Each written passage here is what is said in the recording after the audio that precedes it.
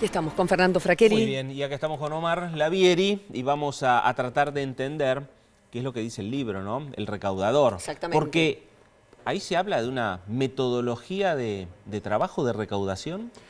Sí, yo describí en el año 2011 y ahora reedito porque Jaime está preso.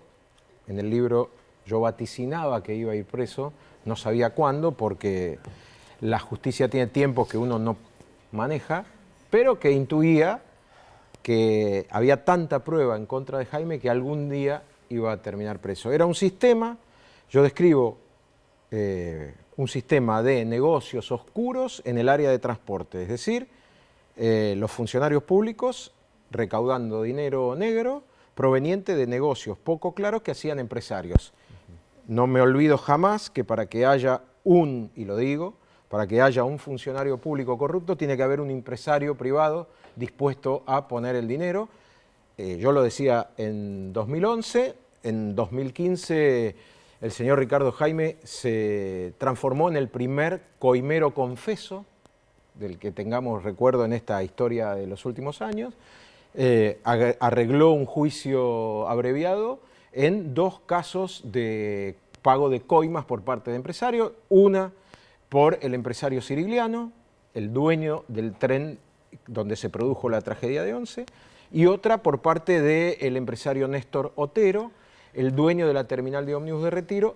Ese caso tuve la suerte de descubrirlo yo en el año 2010, cuando, si vos escribías de corrupción, te acusaban de ser un agente de la Antipatria, los fondos buitre, la FIFA y el FBI, digamos, mezclaban todo y no querían ver que estaban robando en un área del Estado que era utilizada por gente muy necesitada, no la quisieron ver, luego desgraciadamente vino la tragedia de Once que confirmó toda esta historia de robo en el área de transporte. ¿Qué te provoca escucharlo a Devido por estas últimas horas? Sinceramente, nada en particular, digamos, no me provoca nada. Era Devido el jefe político de Jaime, con Néstor Kirchner, ¿no? Era el jefe político de Jaime y de López, y que son 2 áreas en las que en transporte está claro, y ahora quedó al descubierto cómo era el esquema de negocios en obra pública, falta energía.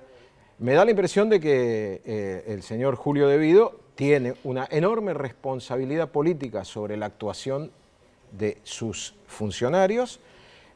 No sé si tiene responsabilidad penal en la que se robaron sus funcionarios. Responsabilidad política tiene en tanto jefe de ellos. Y ya ha sido procesado por la tragedia de Once, un caso de corrupción seguida de muerte, ayer por la no negociación de los contratos de privatización de ferrocarriles, va a ser procesado en breve por la compra de trenes en desuso a España y Portugal, trenes chatarra donde hubo coima. Digo, tiene una enorme responsabilidad política, tiene responsabilidad penal en ciertos casos, sobre el esquema de bolsos viajando por arriba de verjas o en baúles de auto, como cuento yo en 2011 sobre Jaime. Hay que demostrar si tiene responsabilidad sobre eso. Sobre el resto, política y penal en algunos casos.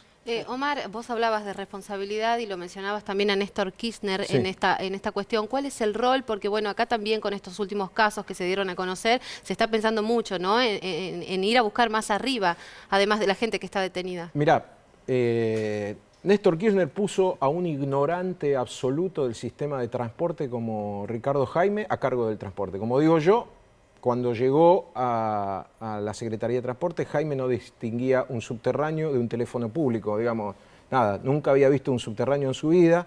Alguna vez incluso llegó a proponer, era tan ignorante del área de transporte que llegó a proponer un subte en Córdoba. Él era de Córdoba, él hacía política en Córdoba y le tuvieron que explicar que los terrenos, el suelo de Córdoba no permitía excavaciones, digamos, y él estaba empeñado en poner un subte ahí.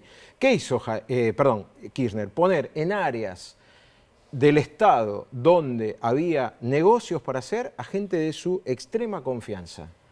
Por más que, como Jaime no entendiera nada de transporte, nada, ni medio de transporte, porque sabía que ahí era había una posibilidad de negocios para financiar la política, algo que el filósofo José Pablo Feynman escribió.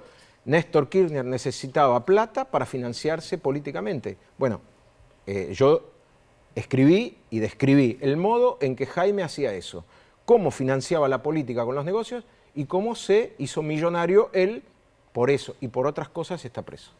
Omar, vos hablaste que para que haya un funcionario que recibe coima, tiene que haber un empresario que las pague. Nombraste a Jaime, que está preso, sí. Nombraste a Otero. Sí. ¿Otero sigue teniendo relación con los diferentes gobiernos? Otero es el poder permanente en la Argentina. Yo me la paso diciendo que el gobierno actual, el presidente Mauricio Macri, con todo respeto, y el ministro de Transporte, Guillermo Dietrich, deberían leer el capítulo en el que yo describo cómo coimeaba Otero a Jaime. Yo lo describo ahí, después Jaime fue condenado por esto, o sea, no hay ninguna duda. Recordanos quién es Otero. Otero es el dueño, tiene la concesión de la terminal de ómnibus de Retiro, entre otras terminales del país. Mauricio Macri, como jefe de gobierno, le entregó a Otero la terminal de Soldati. La terminal de Soldati es un gran hecho desde el punto de vista de la estructura de la ciudad. ¿Por qué los que viven en Mataderos tienen que ir a Retiro para tomar un micro a Tucumán? Claro. Entonces, los que viven en Mataderos van a Soldati, hacen 10 minutos y de ahí salen los micros. Digamos, es excelente en cuanto a la descentralización. Sí. Se la dieron a Otero. En el medio de toda esta discusión acerca de lo coimero que era Jaime con Otero. Jaime le regaló la concesión, le extendió la concesión a Otero hasta el 2015 de la terminal de ómnibus de Retiro, que es un enorme negocio, enorme negocio. Se venció. El gobierno anterior la extendió unos meses y el gobierno actual anunció un llamado a licitación. Mientras tanto, Otero sigue. Todo el mundo cree que Otero va a ganar esa licitación. Yo me atrevo a decirle al actual gobierno que si le dieran la licitación a Otero, le estarían dando la licitación a un corrupto. Sépanlo. Bien. Y ustedes decidan. Hay tantas cosas para preguntarte, pero hace un rato pasamos una nota tuya, de hecho, era una investigación acerca de... Una nota de los subsidios entregados a la industria cinematográfica, el llamado indagatoria. ¿Qué lugar ocupan las universidades nacionales en la trama de corrupción? Bueno, en este y otros casos. Ahí están apareciendo distintos casos de corrupción en los que se usó para tercerizar